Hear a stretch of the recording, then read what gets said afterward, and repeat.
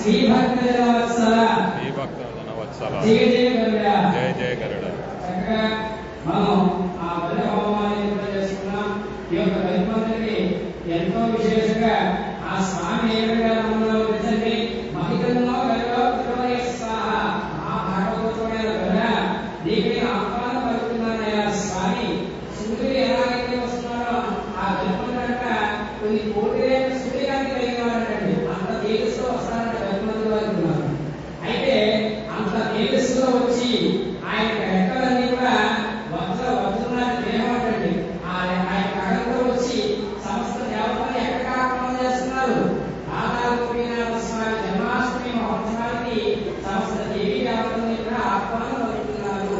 కాబట్టి ఈ యొక్క ఎంత విశేషం అంటే గగనం నక్షత్ర అయితే ఆయన దేవతలను కూడా చూస్తున్నారు. ఎక్కడయ్యా సూర్యుడి కన్నా ఎంత వైభవంగా కలుగుతున్నారు అంటే కనుక ఆయనే గరుడాల వారు, ఆయనే గరుత్మంతుడి వారు.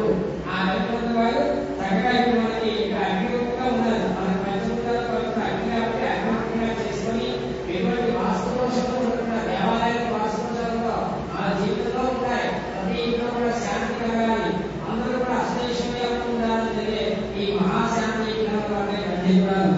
చక్కగా శివంలో శివత్మంతుడు అలాగే ఎంతో విశేషంగా మనోధైర్యం కూడా పెరుగుతుందంటే.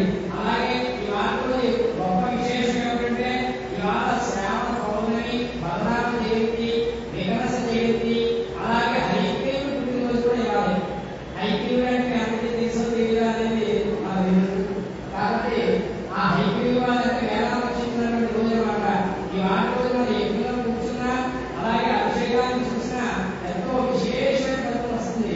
కాబట్టి అందరూ కూడా భక్తి శ్రద్ధలతో ఎవరు కూడా మాట్లాడుతున్నారు సేవతో ధ్వజారోహణ కార్యక్రమం అనేది కూడా ప్రారంభమవుతుంది. ఓం నమో భగవతే గరుడాయ నమః అనుకోండి, లేదా వైద్యయాయ నమః అనుకోండి. సంతానం లేని వారికి కూడా సత్సంతానం కలుగుతున్న వాడు నమస్కారం చేసుకుంటే కాబట్టి పాయసం ఓం శ్రీ ఓం ఆజ్ఞ